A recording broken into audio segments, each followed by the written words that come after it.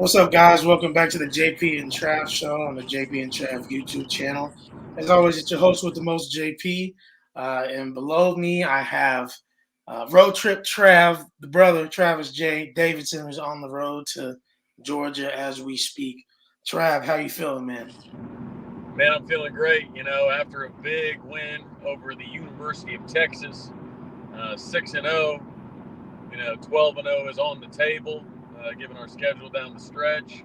Got to take it 1 week at a time, obviously, but you can't get to 12-0 if you don't start 6-0. So, really excited about that. Really entertained by the kind of, I don't know, the week after, reactions from both sides and the national, attention that it's getting. The whining about shirts or videos or this, that, and the other. I probably, I'm driving to Georgia right now. It's a 13-hour drive. I probably could have just watched that hype video that they dropped the other night and ran straight here in about the same time. So, no, it's been a great week. And anytime we got our brother Ty on, always a good time. So, Oh yeah, and guys, as you well know, Ty's a genuine friend of the show. Been on here so many times.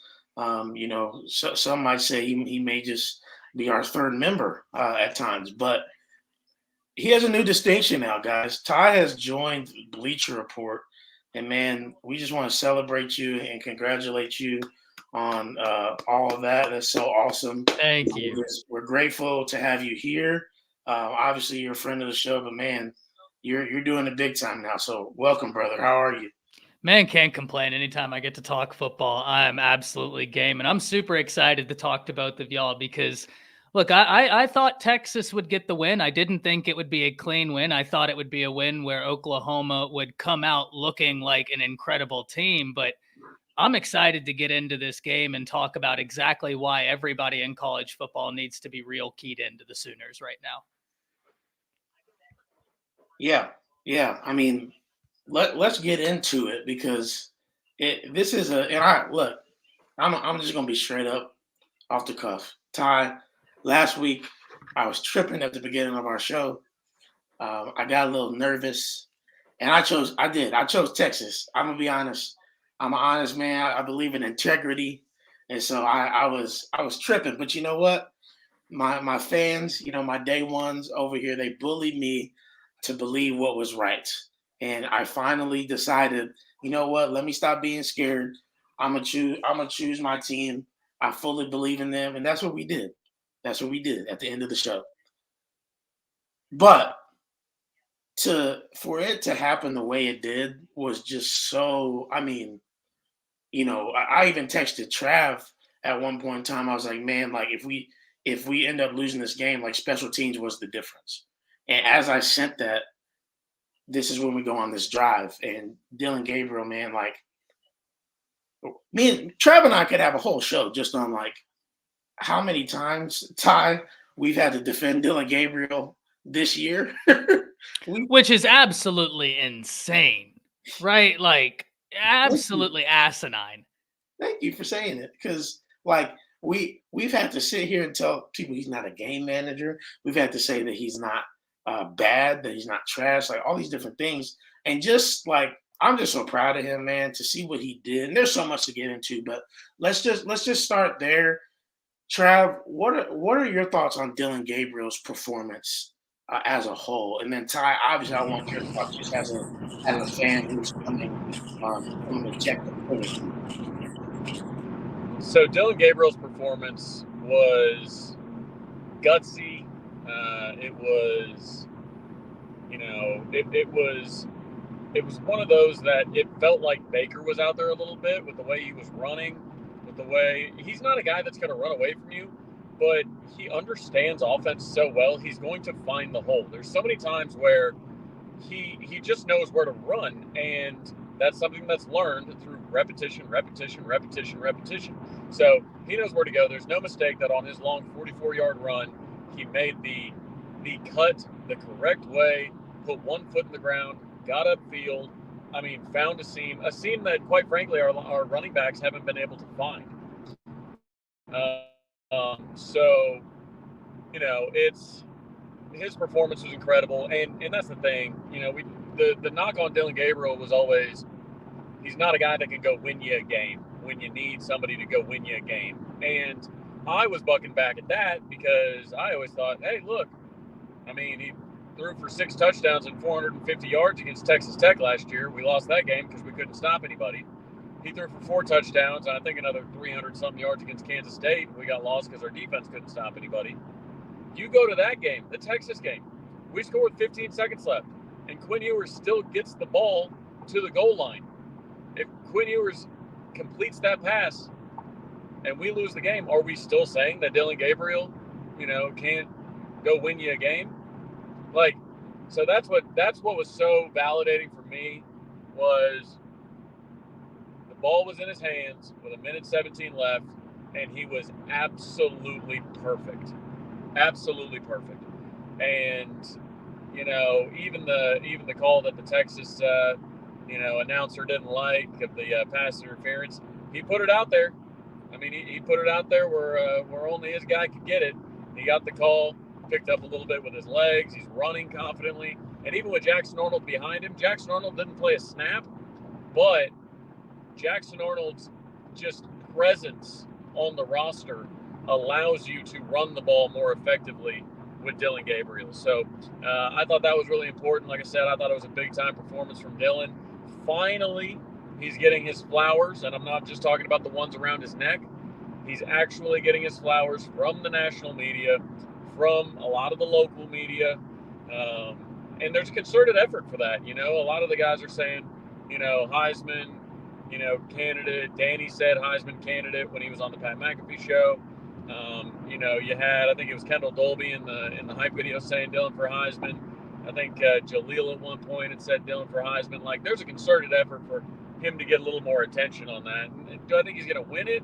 Probably not. But I think he's got a really good chance to get to New York if the team continues to play like this team plays. And I think that's the interesting situation where, this guy could be a Heisman candidate.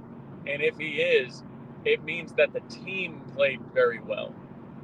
And the team's playing really well. The defense is doing their thing and allowing Dillon to go win a game. And they actually close it out this time. So couldn't be happier with him. On the deep shots, he didn't really need to take many. He took the one to Jaleel that got caught. And then he took one to Jaden Gibson down the left sideline. And it was a great throw, well-run route, but the defender just made a good play on it. So all in all, I thought he played really clean. And like I said, his legs were the difference in the game.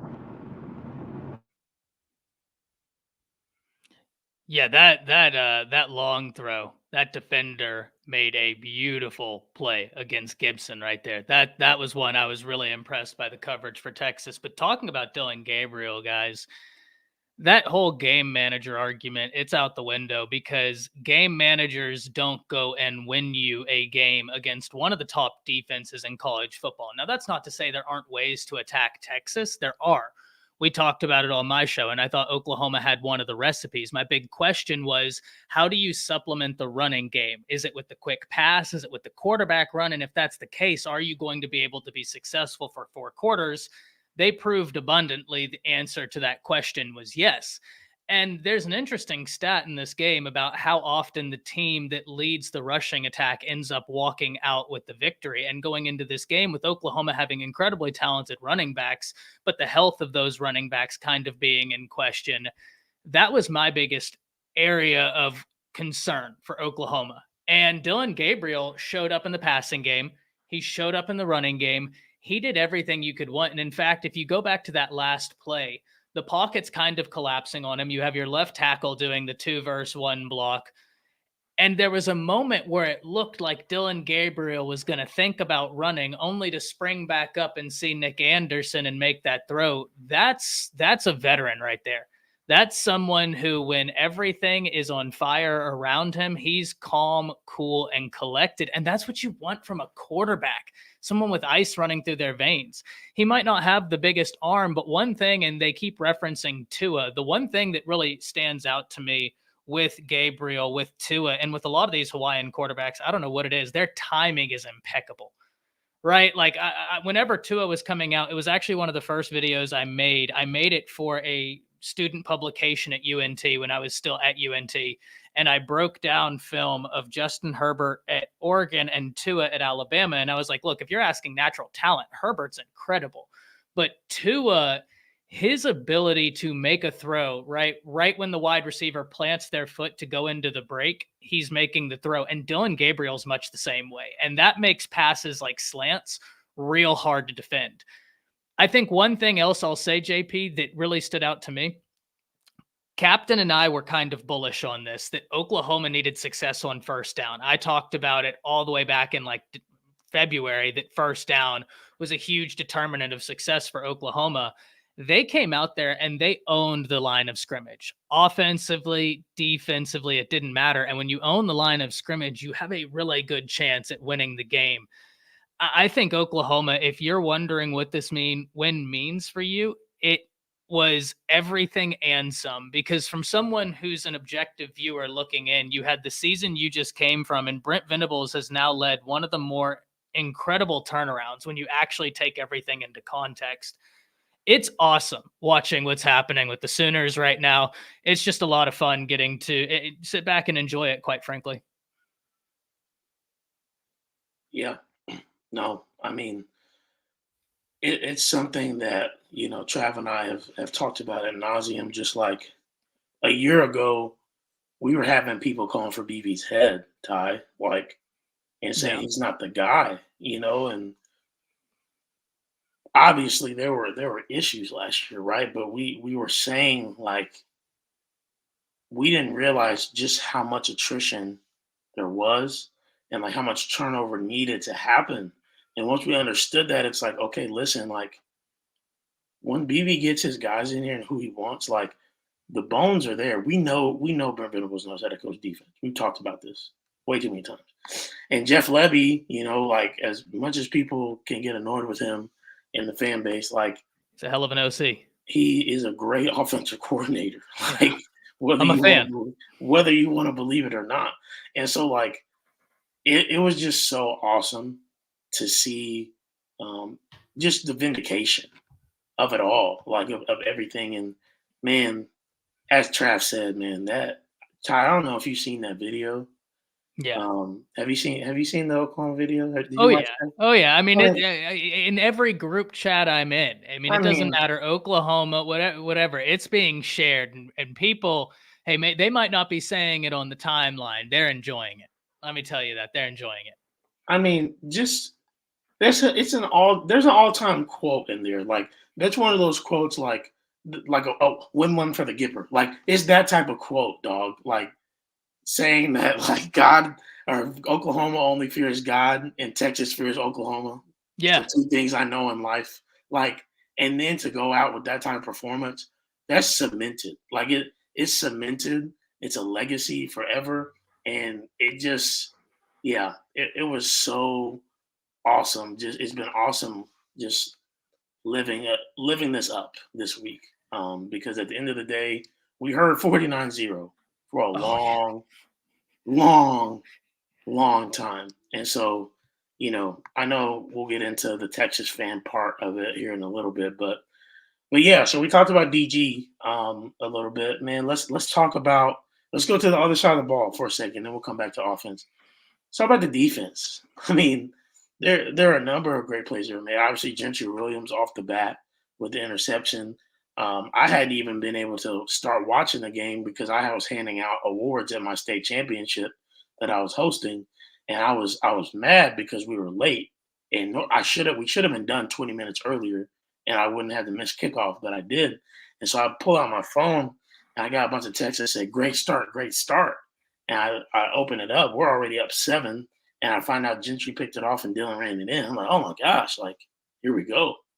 But you talk about that. You talk about the goal line stand. You talk about, obviously Billy Bowman on the goal line, popping it up, Kendall Dolby intercepting. You talk about Peyton Bowen causing a big-time fumble in the middle of the field. So many plays that we needed. every single one of them. So, Ty, we'll start with you, and then Trav, we'll go to you. So when I look at this defensively, I think one of the things that really stood out to me, one thing having kind of a familiarity with Steve Sarkisian, you kind of have a decent understanding of what he wants to accomplish in the game and kind of how he wants to go about accomplishing it. Now, that being said, he's a really, really smart guy when it comes to offensive football. He's going to lay traps all in the game plan. And that's personally why I'm such a big fan of that style of offense. Lebby's is different, but similar in the way that they're going to lay traps. This Oklahoma defense handled it. And one of the things I thought was so impressive, they didn't give Quinn the deep ball.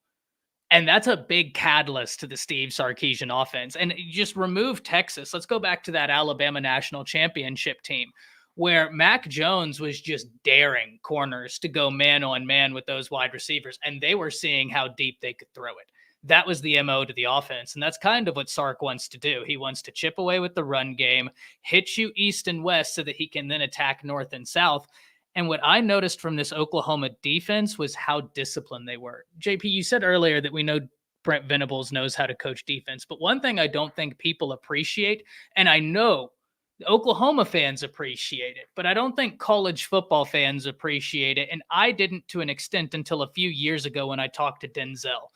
And he was telling me that Nick Saban defense, which Brent Venables' defense is an offshoot and a variation of Nick Saban's defense. In fact, their cover 3 terminology is almost identical, except down to I think Brent Venables calls one robber, Nick Saban calls it blue. But it's the same exact concepts, play, everything. Denzel was telling me when he got to the league, he's like, yo, these are NFL defenses. He's like, this is not a college defense where you come in day dot and you're going to be great. These are complex, high level, high IQ defenses that take a lot. And there's a reason why you're almost self-selected whenever you go to places like Bama or now Oklahoma with Brent Venables. You're almost self-selecting guys who can do that style. To see Oklahoma do that in a year is incredible. And Danny Stutzman has got to be on a very, very, very short list of Butkus Award winner favorites. There's him, the kid from ODU. I don't know if y'all have seen him. That kid is putting up numbers like he didn't get the memo that the new NCAA game doesn't come out until next year. He's playing Road to Glory right now, and we're all actually watching college football. His numbers are stupid. But Stutzman's numbers are astronomical. I was excited to see how Oklahoma would go about trying to slow down this Texas offense, and they made Texas play the game Oklahoma wanted, which was we're going to do everything short, keep everything in front of us, and play a contained style of football while maintaining aggression. And it was beautiful to see the game plan in action. I mean, Brent Venables defenses are always a lot of fun, so it's always a treat to get to watch them. Yeah, I mean, first off, that ODU, scorekeeper, I think is being a bit generous. I think there's some home cooking because if you look at all of the other ODU defenders, they have an insane amount of assisted tackles. I think if you're looking at the pile, they're like, oh yeah, you assisted on that tackle. So go back and look at all the other ODU defenders, and I think there's some home cooking in the scorekeeping. There's got to be something because it's ridiculous right now. When I saw it, I was like, hold the phone. Right. You would think that they haven't given up anything this year for some reason. But regardless, yes, I think Danny Stutzman is on that short list. There's no doubt about that. But with the defense, what impressed me most was the physicality. And you heard it in Danny's speech and whatnot. Like, the physicality was so important because I think they felt that if Texas got punched in the mouth, then they'd soften up a bit. You saw Quinn start to get happy feet whenever he saw pressure in his face. That's why I think that's part of the reason why he started turning the ball over early. Even the throw to Ja'Tavion Sanders was high. I mean, people can say that Ja'Tavion Sanders, that's all on him.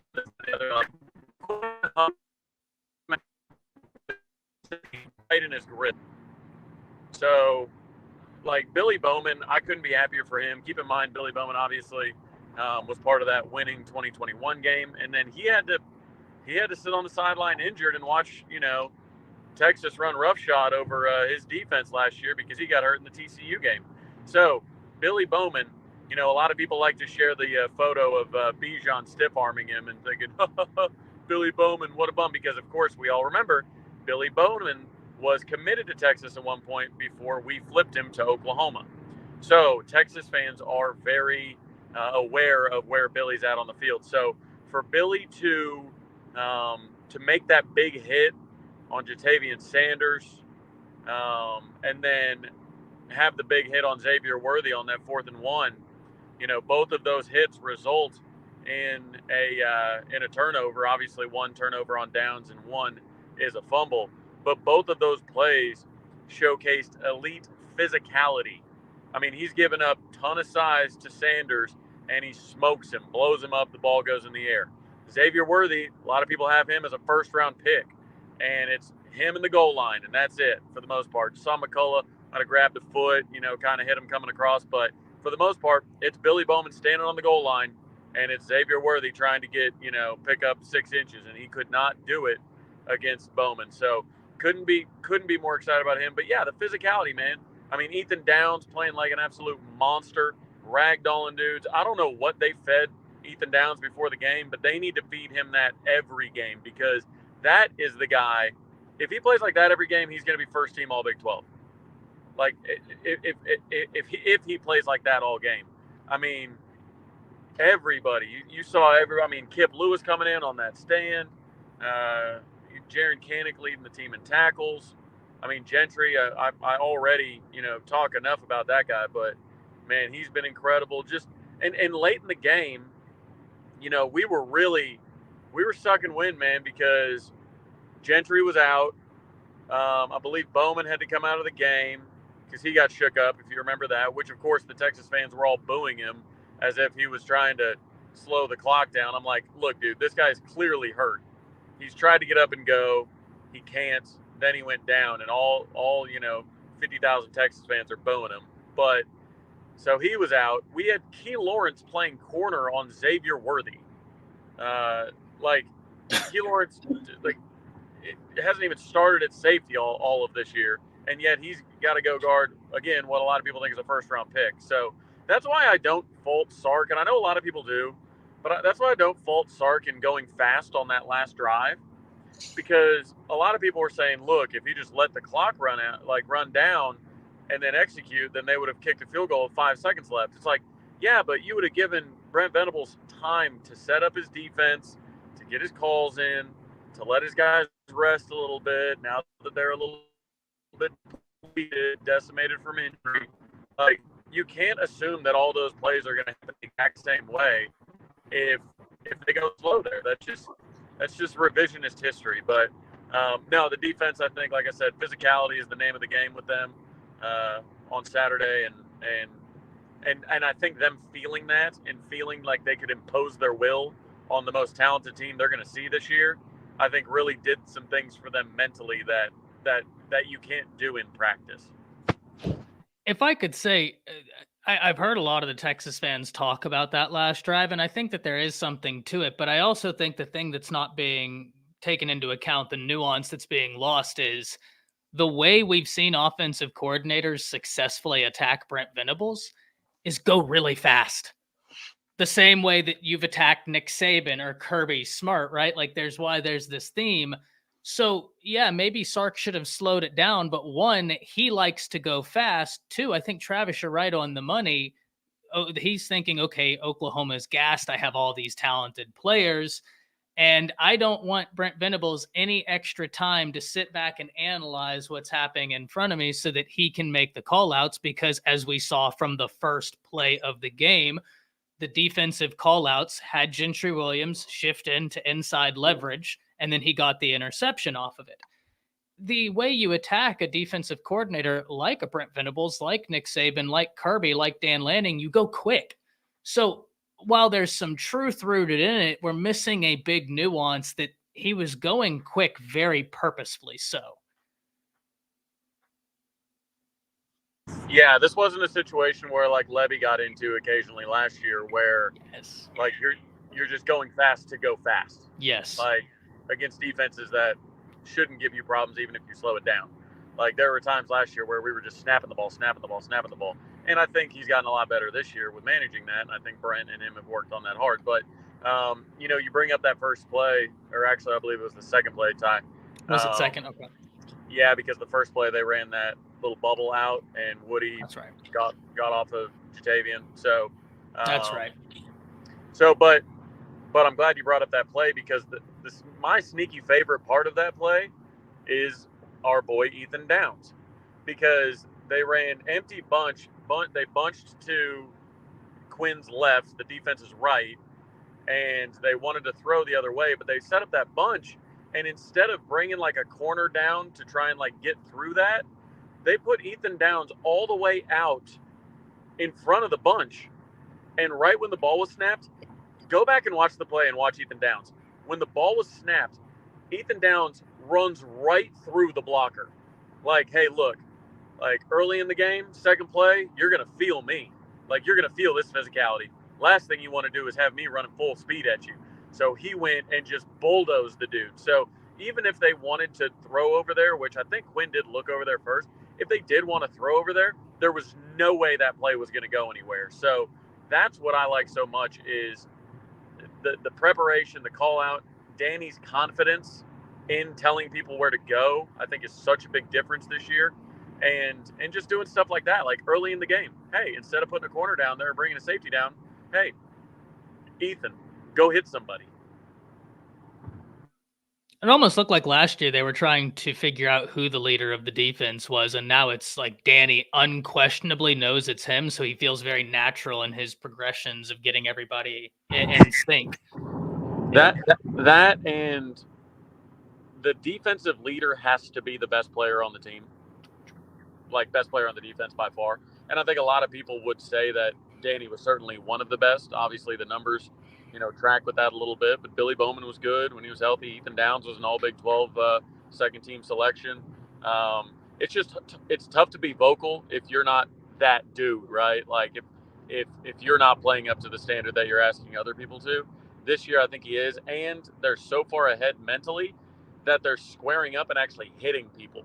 We couldn't hit people last year very well, or even 2 years ago, unless there was like a busted play or something like that. Obviously, you think of the Brock Purdy, reversing field and running square into Perry on Winfrey. Like this year, people are laying big hits on people because they're in the correct position to do it.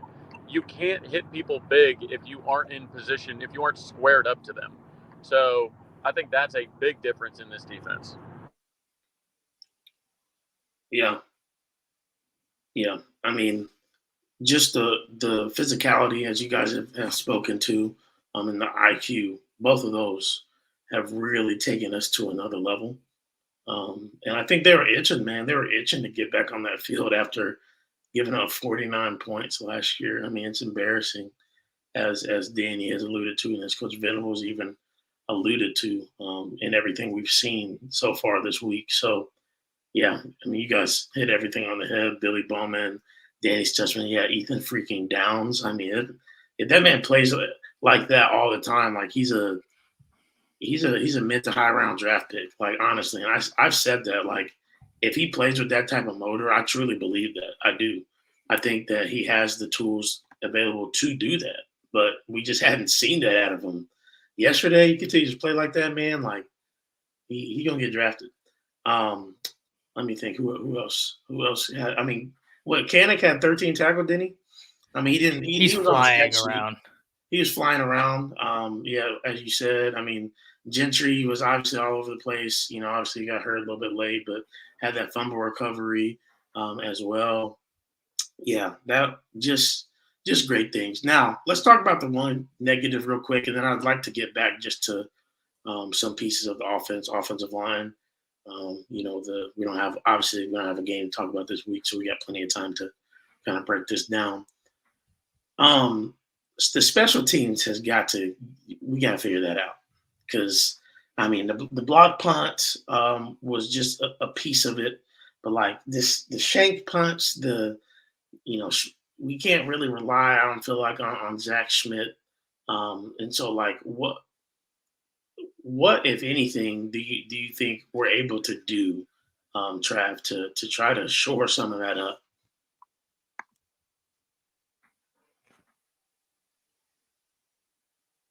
Trav, did you get me? May have lost him. No, you got me. I was sorry, I had to change lanes. There was a deer coming out here. But no. hey man, it's an extreme sport podcasting while you're flying down the highway. So don't worry, Mom, if you're listening, I'm being very safe.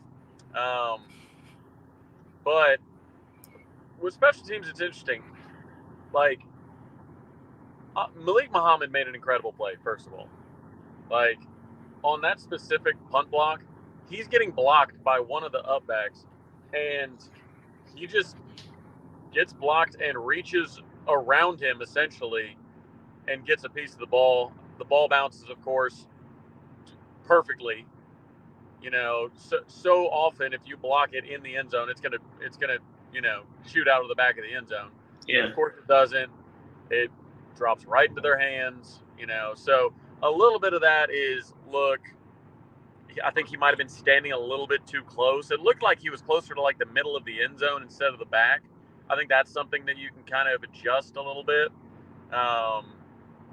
Something they'll look at for sure. Obviously, something that has to improve to win these close games. You think about all the mistakes we made, the missed field goal, which he can definitely, he can kick the ball farther than that. I know that much. So, I don't know if he just hit it fat or what was going on. I wonder if it's a situation with the punter. I know he shanked a few. If we try like a Luke Elzinga or something like that, the bye week, maybe they open it back up to a competition. Elzinga's got the dance moves. If you guys were paying attention to that video there at the end, number 48, he was getting it. So, I don't know if he can punt, but he can dance. So, so I don't know. Maybe open it back up a little bit. Schmidt's made every single, he's probably 30 for 30 or something like that on extra points. He's now missed 2 field goals. 2 field goals missed through 6 games. Not exactly a reason to, kick a guy off the team. I get it, but when you're making those big mistakes in those games, like they're eventually going to come back to haunt you. So luckily we get out of there with a win despite those special teams mistakes. And even the handoff, right? It's a really, really tough play because it's a weird rule. Like, you almost have to hand it off because if you're pitching it to a guy, the whole idea is that you're running forward, and then as you pitch it, the ball just kind of goes up in the air. Yeah, it's moving forward a little bit, but you threw it backwards. Like, you're facing backwards, but you're running so fast, essentially, even though you throw it backwards, the ball is still moving forward. A weird physics situation going on there. So, I don't know. A lot of people, afterwards on Twitter were saying, man, stop being cute. Look, if you score on that play and they don't call a flag, are you whining about getting cute? Like, I've never been one to, poo-poo on trick plays, because when they work, like the fake field goal against Iowa State last year when they walked into the end zone for that touchdown, nobody was complaining that they got too cute. Like, it's a classic thing to do in sports. Revisionist history. If we're running the ball well, or if we're running the ball and it's not going well, we should have been throwing the ball the whole time. If we're throwing the ball, it's not going well, we should have been running the ball the whole time. Like, and again, same with Sark's, 2-minute offense. Well, we lost the game, so Sark should have gone slow. No, that's not how it works. So, anyways, special teams, like I said, got to be shored up. I'd love to see Luke Elzinga out there. I'm not sure. Plaster hasn't been great. He's shanked a few punts this year, and obviously got that one blocked. Like I said, I don't know if it was a spacing thing. I know it was a great play by the Texas guy. That's going to happen. But, I'd like to see Elzinga get a shot. Yeah. Ty, you got anything? At worst, man, just send one of your grad assistants to the land down under and hold open tryouts. You'll find a few of those Australian kickers to come bring back to the States. They got 4 years of eligibility too. Yeah, that's the beautiful thing about them, and they can kick But this is why you have that bye week, right? I mean, you come out of that Texas game, there are things you can improve on, and you already know the way Brent Venables operates. Special teams is going to be very high on that list. So I would imagine there's going to be a lot of special teams film, a lot of special team stuff this week. But I completely agree with Travis, especially about that reverse kickoff return that didn't end up working. That's one of those things where if it does work, he busts it for 40, 50 yards, even if he doesn't score. He busts it for 40 or 50 yards. You take a 3-play drive in for 6. Nobody's complaining. I thought it was a very creative call. I think it's just one of those things that when you're in a game, adrenaline's pumping, these guys are running full speed, and it just happened, right? I think that's a very forgivable mistake. The punting's got to get fixed up, but like I said, that's why you have the bye week. That'll get cleaned up. Yeah, for sure. Let's talk about, man, these wide receivers. Obviously, let's start off with Andrew Anthony. Definitely wishing him speedy recovery. Sucks, freaking sucks that he tore his ACL, especially blocking downfield for Dylan Gabriel. It's just annoying, terrible. I hate that for him. Glad he still has some years of eligibility left, and hopefully we'll get to see him back out here next year. But he was having such a good season. Don't know how Michigan didn't use him, to be honest. Just seeing what he's been doing for us, so we're glad to have him. But Trav and I talked about this last week, Ty.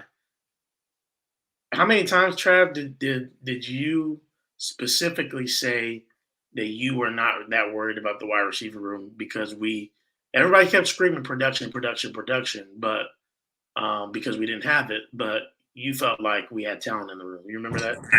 Yeah, I mean, my thing was, and Andrew Anthony had kind of, touched on it after one of his big games. He said, look, all I need is an opportunity.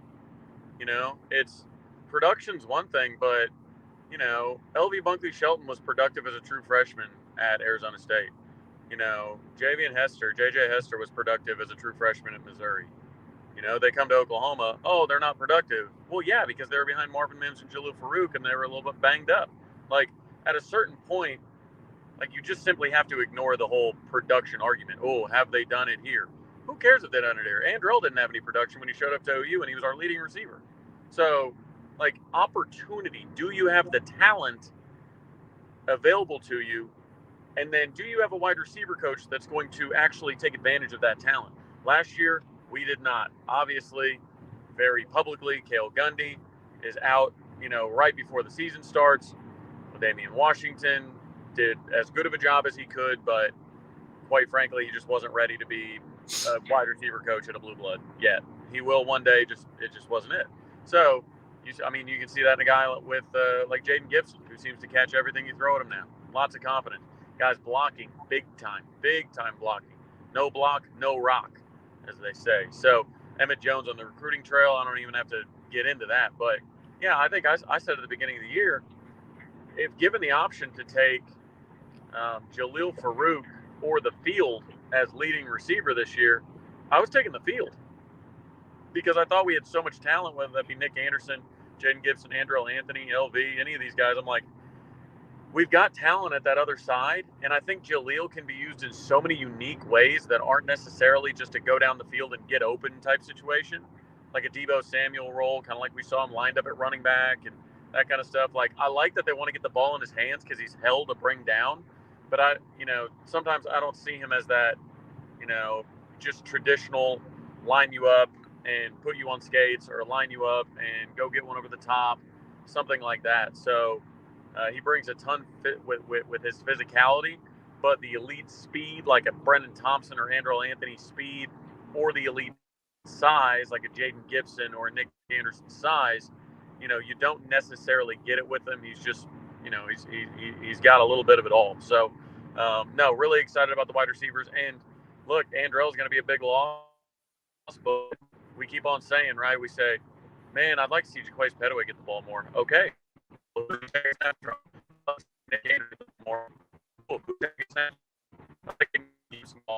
Cool. Who's he taking snaps from? At a certain point, there's only so many offensive snaps in a game, and you're not really going to take a ton from Drake. not really going to take a ton from Jaleel. So, I mean, we've got the depth. What I found interesting was Jaden went in and not Nick. Jaden was in opposite Jaleel on a lot of those plays after Andro went out. So I thought that was a bit curious because, you know, Nick has been 6 touchdown catches on only 11 total catches. He's been the real deal. So, yeah, we'll see. But yeah, wide receivers played well. Yeah, it's gonna be interesting to see, as you said, you know, moving forward. But that's just the talent we have at the position. Yeah, Nick Anderson's just been like he's been really he's not obviously a tight end, but he's been Lee Morris-esque in just terms of how much he's scored while touching the ball. It's just been insane. But yeah, he certainly has been great. Looking forward to seeing what Jaden Gibson can do. We still got Petaway in the chamber, still got JJ Hester, still got Bulkley Shelton. So we're, you know, obviously such to lose Andrew, but, you know, we're deep. Drake Stoops had a great game. You know, still haven't really seen Gavin Freeman too much in the wide receiver position. Don't know where that'll go. But again, we're deep. Ty, give any thoughts you have, man. Yeah, I think Emmett Jones needs a real big shout out, right? Because I agree with Travis, but at the same time, I also think that the production arguments, because even I was pointing out that the Sooners had lost something like 60% of production, 55% of yards. I don't think that those arguments are misplaced because that notion of, well, you know, we have other guys. I think you're certainly right, especially with an LV Bunkley Shelton, especially with a Hester. But I do think there is something to saying, hey, schemes really help players get open. And if we haven't seen them do it in this scheme, it still needs to be shown, especially with the transfer portal, because it gets really nuanced when you might be going from a totally different offensive schematic system to more of a veer and shoot offense, which I don't believe they were running at Arizona State nor at Missouri. So that, I think, is why you can kind of have those conversations. But I think you can admit that the Oklahoma wide receiver room was really talented. To me, I think that we cannot talk enough about what an incredible job Emmett Jones has done. There's a reason why you listen to all the recruits talk about him and they're so high on him. That guy has came in and the wide receivers are blocking with a tenacity that, quite frankly, I didn't see last year. They're playing with more of a chip, more aggression, and that's exactly what you need to see. I mean, Andrell Anthony goes down, and that is just, it sucks, man, because I don't know how, like you said, man, I don't know how Michigan didn't use him. I know the state of Michigan right now has got to be reeling when they look up and they see Andrell Anthony for Oklahoma just catching it on top of everybody's head, and then they look at Keon Coleman at Florida State and realize both of those guys just transferred out of universities in their state. That's tough. But Oklahoma's well-equipped in this wide receiver room. And I think when you look at this, Petaway's a name that I think could get some extra play somehow, some way, getting him on the field. It's going to be interesting. But Farooq, like Travis said, he's used as such a gadget. He allows for a lot of versatility in this wide receiver room, a lot of flexibility in this wide receiver room.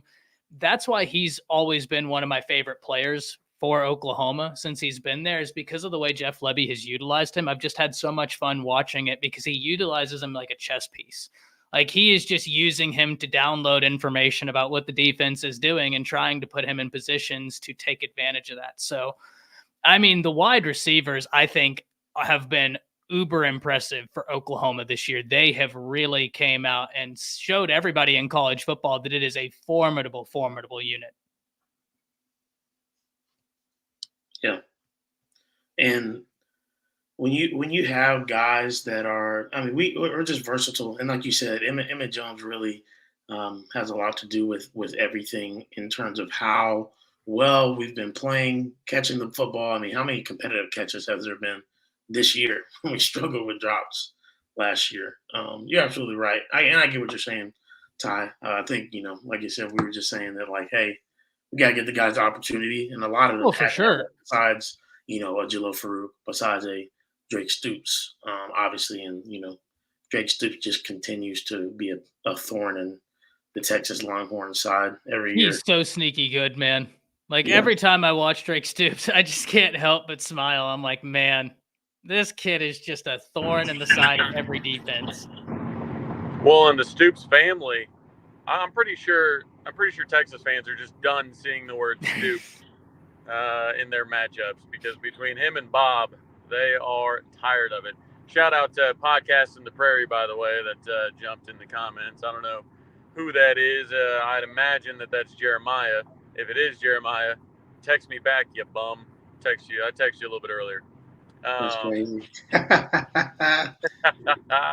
But yeah, so yeah, I think Emmett Jones, like you said, he can point to the production and say, look, this is what we do here. Who wants to jump on board? And he's already got, I mean, I don't think it's too long until he'll have a 2026 commit too. So he's already got multiple, I think 3 wide receivers committed in 2025. He's got 5 in the 2024 class, unless we want to count Ivan Carrion as a tight end. Then he's going to have 4. He's still talking to Brian Wesco. You know, I mean, we're not going to be quite a 7-on-7 team with all wide receivers, but that room is going to be plenty stocked. Real stocked. Yeah. Hey, let's hit the offensive line real quick, and then we can open up for some questions. Man, I felt like the offensive line performed pretty well. Obviously, you know, there's still the piece in the running game of you know, just the natural running back. Obviously, we had over 200 yards. A big chunk of that was Dylan Gabriel, who did a great job on some design QB runs, and some were, you know, just him scrambling. But ultimately, the offensive lineman played with great physicality for the majority, if not all, of the day. And they kept Dylan relatively clean. I'm not sure that Texas had a sack besides, you know, I think it was on a QB draw that he was going, and they counted that as a sack, but it wasn't, you know, just straight up pass pro. And so they did a great job. And obviously the highlight was, you know, on that game-winning touchdown pass when you got Walter Rouse, you know, blocking 2 guys like he's freaking Superman over here. So was definitely a good performance, I felt like. And not to say we lost, you know, both of our guards that started the game and somehow still manufactured that game-winning drive with backup freaking guards of a true freshman, you know, and left guard Caden Green, who may end up being a stud. You know, I mean, he played it great. So, yeah. Ty, go ahead, give your thoughts, and then Trav, you can get yours, man.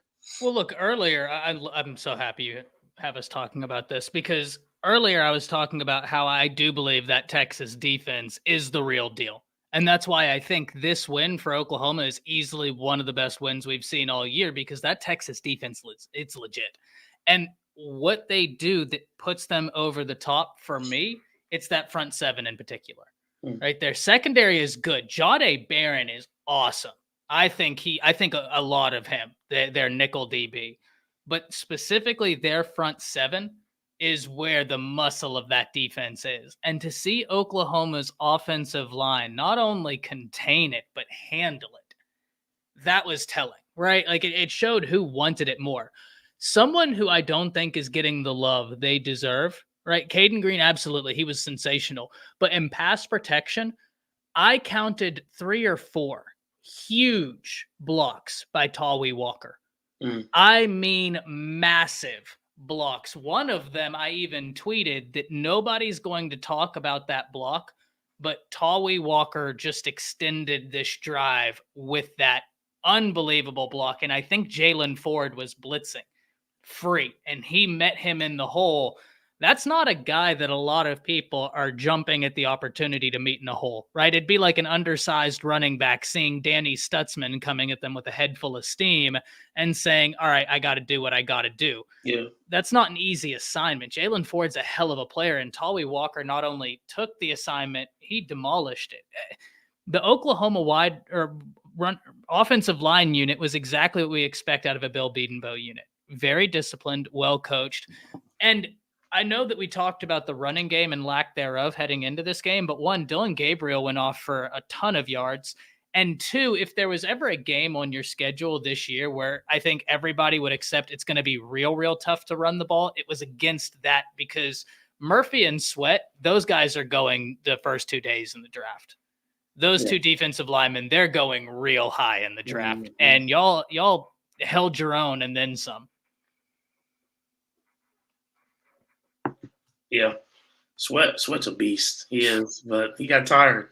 That tempo got him, which was part of the game plan, you know. Yeah, I mean, y'all drew up a lot. Yeah, I mean, with our offensive line, I mean, the game changed whenever we put in Caden Green. Simple as that. I don't think that guy's going to come off the field the rest of the year. What's so interesting is I was talking to his dad, and you know, when he got put in that role, you know, when he first got in at guard, he hadn't played guard since freshman year, and Bill Bedenbaugh brought him into his room a week before that week and said, "Hey, I don't need you as a third tackle. I need you at guard. So go ahead and start practicing at guard." So he went in there, made some mistakes, and then really got to it. And you know, he's finishing blocks. He was pushing Sweat around, man. I mean, as far as Sweat goes, like, he did not have a great game, like, to his standards. I mean, he disappeared in the last 3 quarters of the game.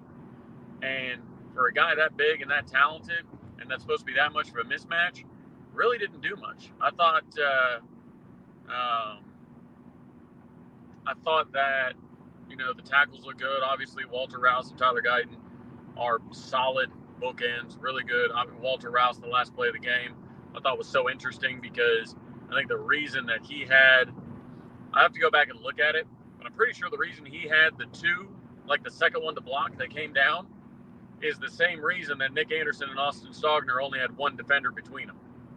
So I know that Nick Anderson went in motion and then kind of rubbed Austin Stogner, and then nobody followed Stogner back, but I don't know. It was kind of telling. It looked like they were one man short somewhere, and one of them was in Walter Rouse's glove. So, no, it looked really good, man. I thought it was important. I mean, you brought up Tawee. I mean, the defenders hate tackling him, so I imagine people who are blitzing hate getting hit by him. And what's great about him is he has, in a good way, total disregard for his body. And I'm not sure if it's because he's small and he just thinks, hey, this is kind of how I have to live, you know, if I want to play running back at this level. But I mean, you think of when he got picked up by Anthony Hill, who's going to be a baller. He got picked up and slung around by Anthony Hill. He didn't even look. He just kept going.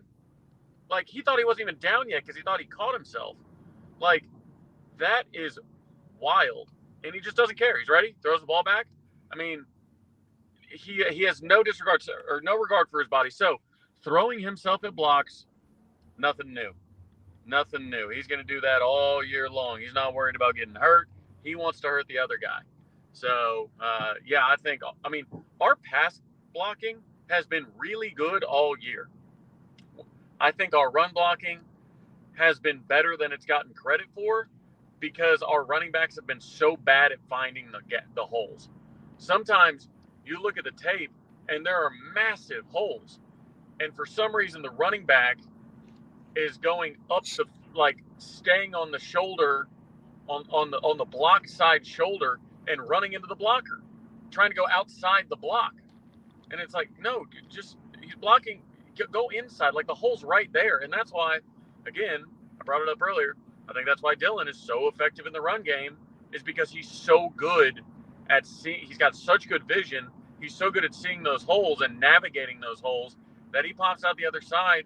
And yeah, he's gonna get chased down by most defensive backs in this conference, but he's gonna get to him at least. You know, he's not gonna be running to the back of his offensive line like we see all too often. So, offensive line, another good day again against a really good front seven, no doubt. You know, one thing I saw, and I think it's just a youth thing, because I didn't see it from Walker. I can't. But Travis, it's interesting you said that, because one of the things I was telling Jay and PG whenever we were in the green room before a live is I just got done watching Oklahoma versus Cincinnati, and there were 3 times in the first quarter I had in my notes that the running backs were beating the lead blocker to the hole. Like the offensive line that was supposed to be pulling and leading them through the hole, they were just getting there with a ferocious intent before that offensive lineman could ever get there. And that's why it would go for little to no gain, because they just weren't being patient and letting that block establish. It's going to be interesting to see what happens when Barnes gets back healthy fully, because that guy right there, he was so much fun to watch last year. Let's get into some questions, guys, before we get out of here. I want to touch on that point real quick. Go ahead. Yeah. So when I was talking to a coach last year at Nebraska, Eric Gray had just ripped off a big run, and I was talking to him. I was like, "Man, Eric's playing really well this year." And I think part of that was Schmitty. He was actually strong again, and he could break tackles. A lot of times when he first got to Oklahoma, he'd get to the second level, and he'd get smoked, or he would get arm tackled or ankle tackled or something like that. And I think he really started to trust himself, and his balance got a lot better. But what this coach was telling me, he said, something we had to work with Eric on, and something we have to work with all of our running backs on, is we run an up-tempo offense, but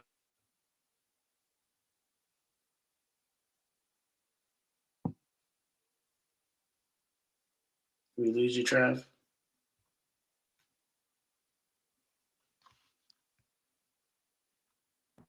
Say what? I think we lost you for a second. Oh, no. But a lot of these running backs, they're playing like once we snap the ball, they're still playing as if it's up tempo, right? Like I feel like they rush to the line, rush to get the call in. Okay, boom, I still got to rush. No, once it's snapped, you don't have to rush anymore. You can be patient. That's a great point. The play is That's running. A great point.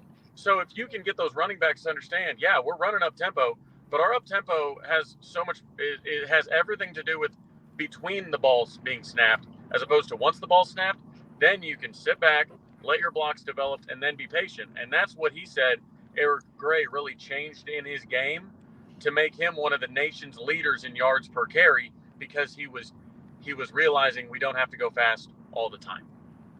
We can shift down whenever we get the ball. So I like that when I took out the notebook to jot that one down. Oh yeah, always feel good about a take whenever you make Ty take the notebook out. I love that, man. I didn't even put 2 and 2 together, but the second you said it, it was like a light bulb went off in my head. That makes so much sense. That's a really cool take. That's really cool. All right, guys, let's get to some Q&A before we get out of here.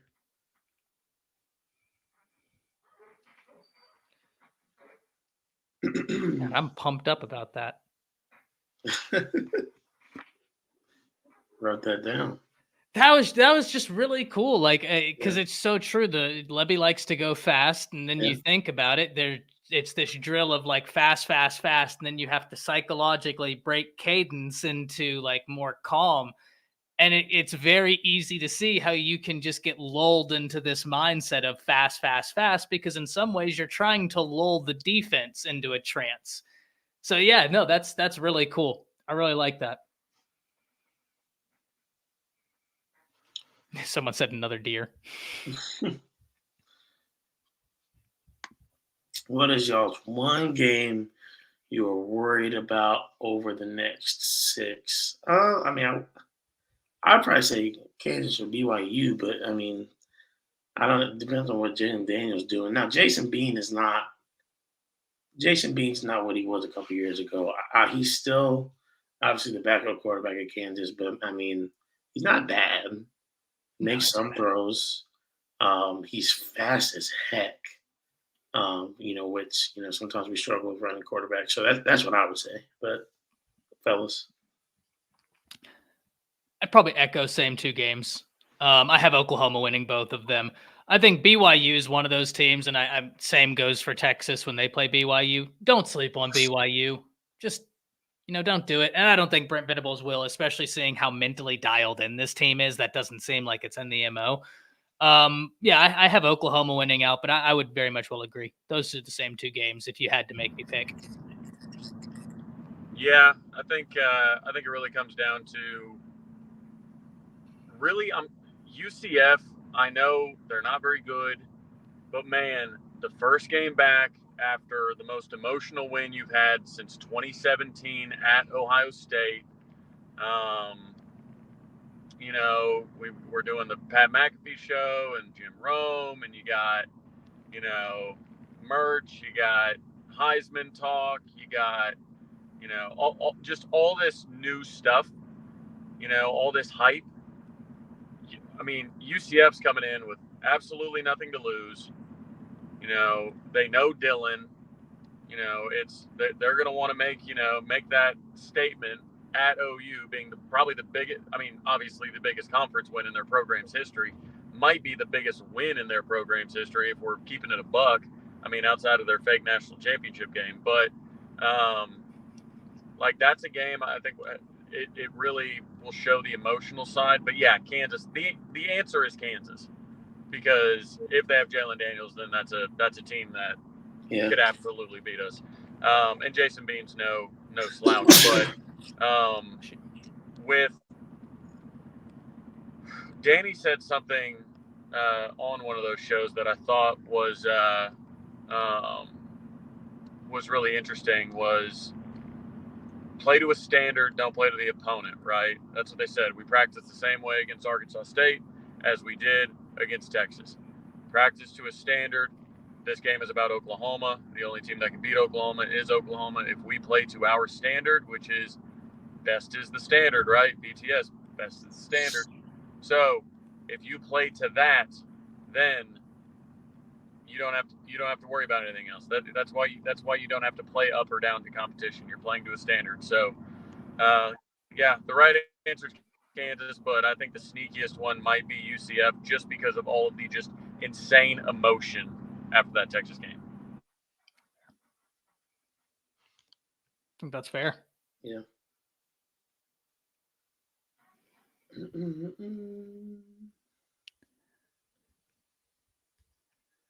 PG's asking a couple good ones. What is one thing you want to see out of linebackers over the second half of the season? I would just say continue to be more consistent in their zone drops.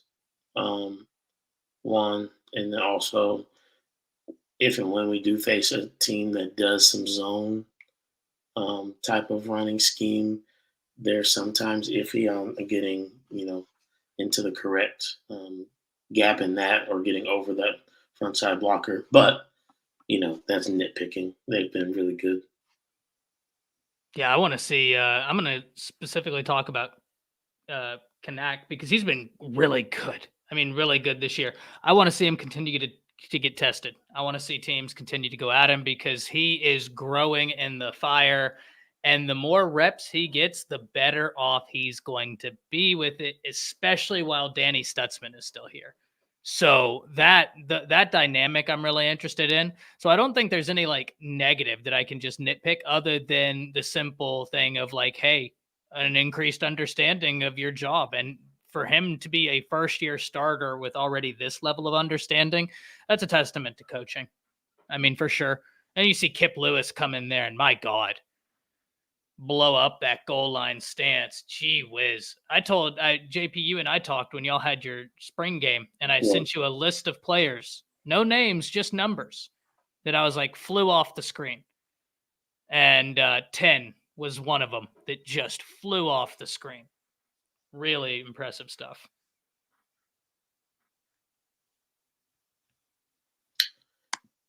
Yeah, specifically for linebackers. I mean, specifically for linebackers, probably the young guys getting out there a little bit more. Lewis Carter and Sammy Omosigho, probably most specifically. That's about it. Other than that, I mean, they're playing well. Jaren's flying around a little bit. He needs to be a little bit more, disciplined. Like a couple of times, yes, he made the tackles, but he was kind of put on skates a couple of times in the open field. Luckily, he's so athletic and so gifted physically that if somebody does start to get around him, he can catch them. But he probably gave up a couple times. He probably gave up an extra 4 or 5 yards, because instead of attacking and just have it be a catch tackle right away, he would get, juked a little bit, and then he would tackle him from the side, and they drag him just a little bit. So, I mean, they didn't end up costing the game by any means. He still had a bunch of tackles. He's still playing really well. But just being a bit more disciplined is going to save, actually have him hitting people backwards as opposed to him having everybody fall forward on him. I had a coach tell me something. I get to pull the good quote now. When I watch Kanak play, it's so true because we got to remember, guys, Nick Saban and Bama wanted him very bad. Before he'd committed to Clemson, it was a 2-team battle largely down the stretch. Bama and Clemson, he ended up going to Clemson. Rest is history, no doubt about it. But whenever I watch Kanak, I'll never forget this coach told me, you love it when you play fast, but when you play fast and you're young, you'll make fast mistakes. And that, when I watch Kanak, it's just like, man, your athleticism is just screaming off of this tape. But because you're so fast, because you're so athletic, you're prone to fast mistakes. You're just lucky that you are so athletic that your fast mistake is very easy to recover from. And that's kind of why I said I'm excited to see him continue to get tested, because he's going to continue growing and getting better. And he's going to be a really fun player to watch.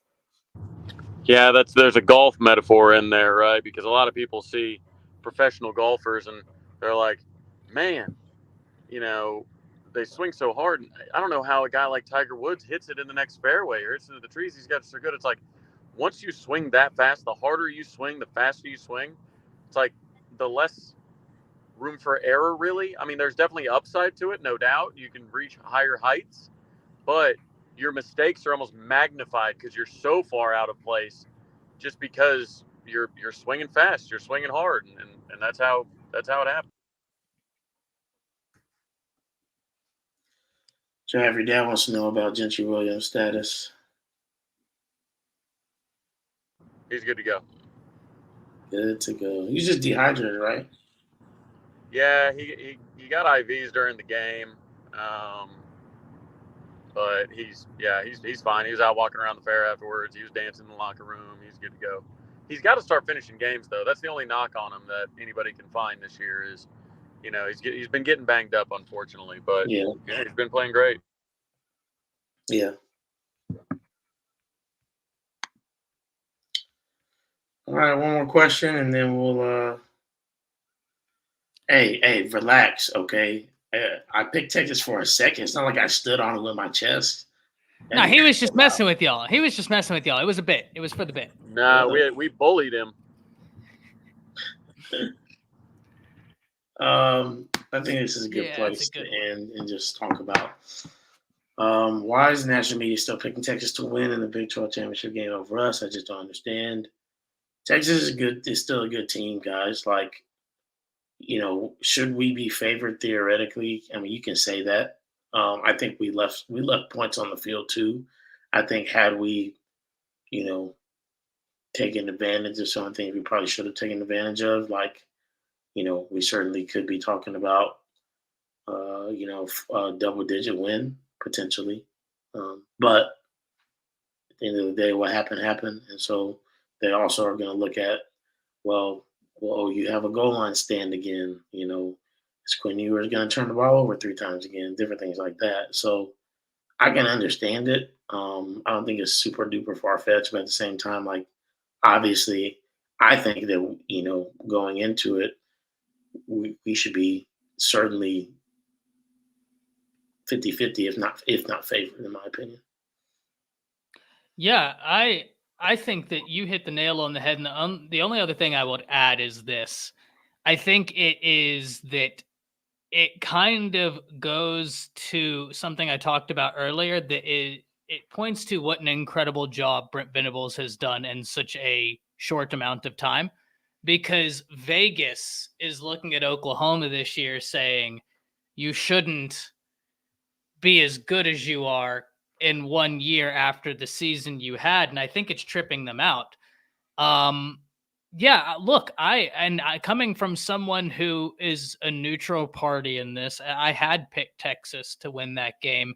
And I'm going to be very honest. I don't know that I would pick them to win the rematch, because I've seen the Texas fans say that, like, we left meat on the bones. And JP, I completely agree with you. I think that Oklahoma has the same take, which is why I don't really like going into the theoretical game. I like talking, what we saw in Oklahoma got a great victory, how they got it, goal line stands. People want to talk about, oh, well, we gave you 3 turnovers. No, you took turnovers, right? Like you took those. That's what you do in football. Nothing was given. Everything was earned. Yeah. So Yeah, I think it's multiple things, Steve. I think it's Vegas is just kind of gobsmacked that Oklahoma went from being the team they were last year to genuinely being one of the best teams in college football on offense, on defense. They don't know what to do with it right now relative to like a Texas or any of those other teams. I think that it's two of those things. But yeah, I completely agree. If they were to line up again tomorrow, I'd have a hard time picking Texas because of the way Oklahoma won. But I still think the line on it would be very close to 50-50.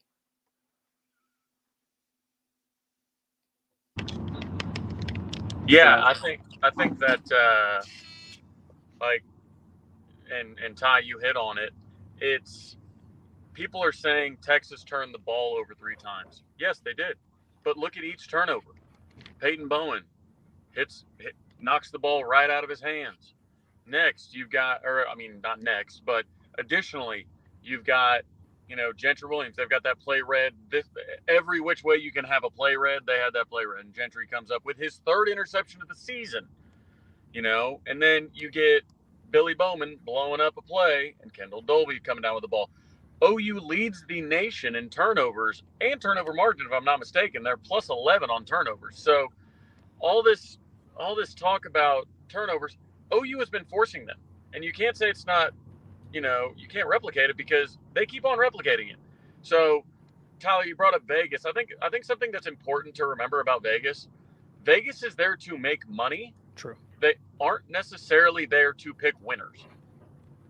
So I think people need to understand that. Just because a team's favored doesn't necessarily mean, hey, this is what we think is going to happen. It means this is where we're going to put the spread to make the most amount of money possible. And as we're continuing talking about spreads, Oklahoma is 6-0 against the spread. Theoretically, you should go about 3-3. You should be about 500 against the spread.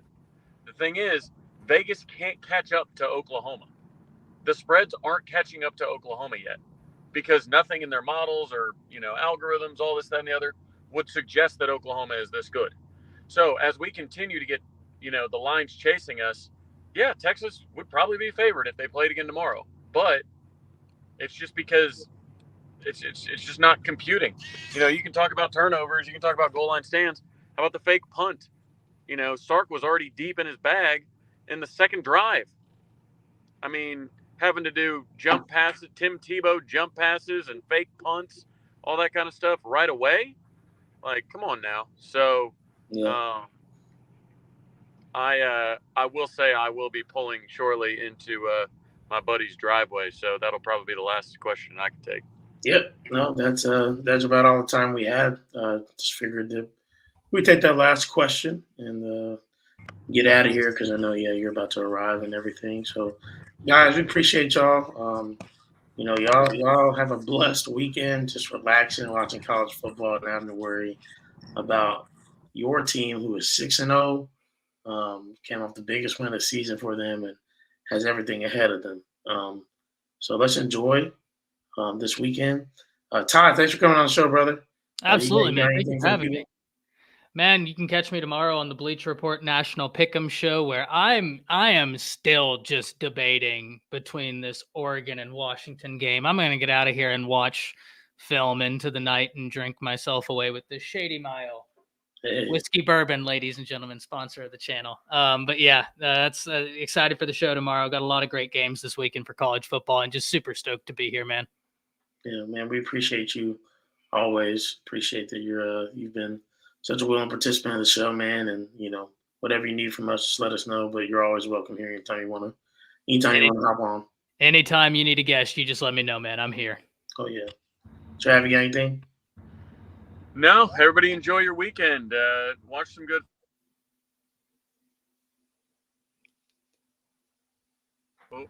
For me in the stands at the South Carolina-Florida game, I will be the one wearing an OU shirt. Yeah. So I'll have to. I'll tell all those SEC folk that I'm out scouting. So no, appreciate you coming on, Ty. Appreciate you, JP, for changing up the schedule a little bit for me. Yeah. Knowing that extenuating circumstances, but yeah, Boomer. Everybody enjoy your bye week. Have some fun. Sir.